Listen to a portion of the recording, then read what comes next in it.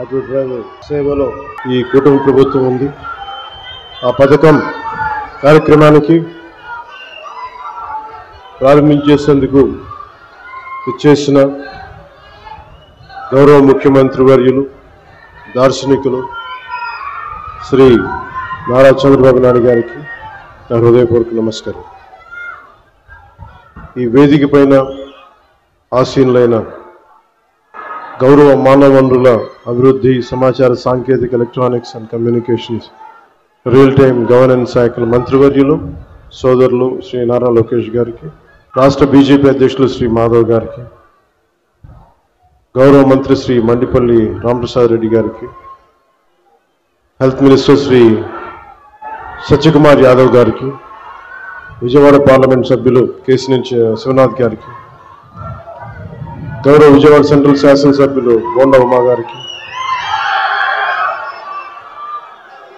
ఈ పథకాన్ని రాష్ట్ర ప్రభుత్వం ఉన్నతాధికారులు శ్రీ ఎంటి కృష్ణబాబు గారికి, శ్రీ మనీష్ కుమార్ సిన్హా గారికి, లక్ష్మీ షా గారికి, కలెక్టర్ వారందరికీ నా హృదయపూర్వక నమస్కారాలు. ఇతర ఉన్నతాధికారులకి అందరికీ కూడా నా హృదయపూర్వక నమస్కారాలు. ముఖ్యంగా ఇక్కడికి విచ్చేసిన మా ఆటో డ్రైవర్ సోదరులందరికీ, వారి కుటుంబాలకి, మీడియా మిత్రులకి పేరు పేరున హృదయపూర్వక నమస్కారం. 2000 గత ప్రభుత్వం ఉన్నప్పుడు చాలా సందర్భాల్లో గ్రీన్ ట్యాక్స్కి ఇబ్బంది పడుతున్న మా దగ్గర ప్రస్తావించారు. దానిని సంవత్సరంన్నర లోపే ఆ సమస్యను అడ్రస్ చేయడం జరిగింది. అలాగే గత ప్రభుత్వం మనకి మనీ ఇచ్చిన కానీ రోడ్లు పూడ్చలేకపోవటం, మరింత రిపేర్లు రావటం, ఇవన్నీ చాలా సందర్భాల్లో మాట్లాడాను.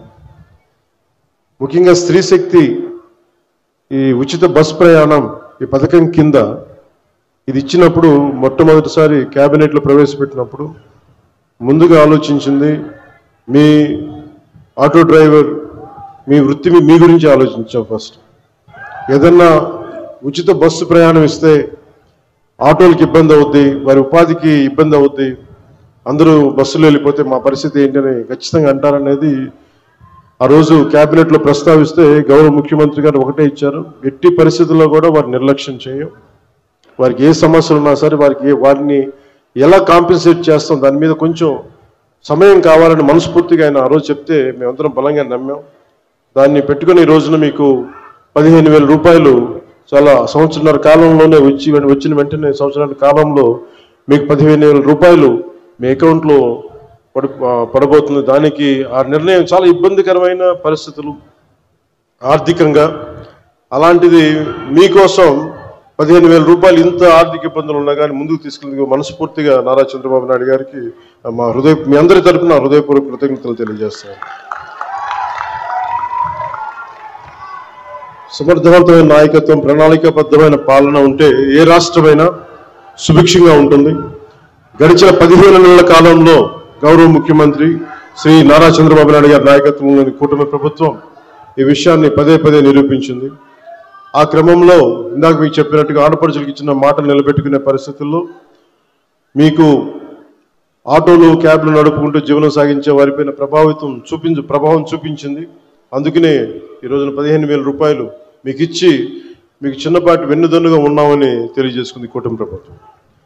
అలాగే ఎన్నికల ముందు నేను పిఠాపురం పర్యటనలో నేను ఆటోలో ప్రయాణించినప్పుడు ఆ ఆటో డ్రైవర్ నాకు సందర్భంగా చెప్పారు, ఆటో డ్రైవర్ సోదరులకు ఎదురే ఇబ్బందుల్ని మాకు ప్రత్యేకించి వివరించారు.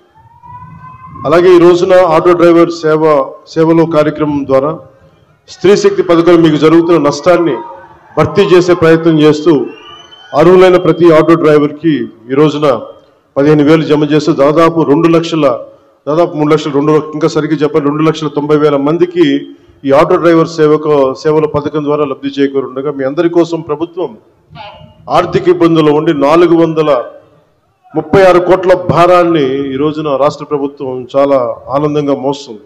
అంటే మీకు ఈ చిన్నపాటి ఊతం ఇవ్వగలిగితే అది భారం అయినప్పటికీ కూడా మీకు ఆనందంగా మోస్తుంది ఈ ప్రభుత్వం.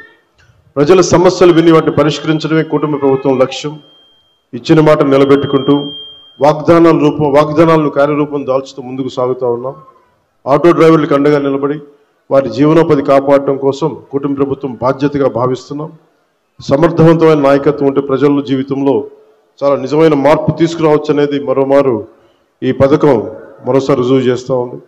అలాగే మీకు ఇంత కష్టాల్లో కూడా మాకు సహకారం అందిస్తున్న గౌరవ ప్రధాని శ్రీ నరేంద్ర మోదీ గారికి మనస్ఫూర్తిగా ధన్యవాదాలు తెలియజేసుకుంటూ, ముఖ్యమంత్రి శ్రీ చంద్రబాబు నాయుడు గారి నాయకత్వం భవిష్యత్తులో మీకు ముఖ్యంగా ప్రజలతో పాటు మీకు ప్రత్యేకించి ఆటో నడుపుతున్న సోదరుల కుటుంబాలకి మీ అందరికీ కూడా మేము అండగా ఉంటామని తెలియజేసుకుంటూ సెలవు తీసుకున్నాను.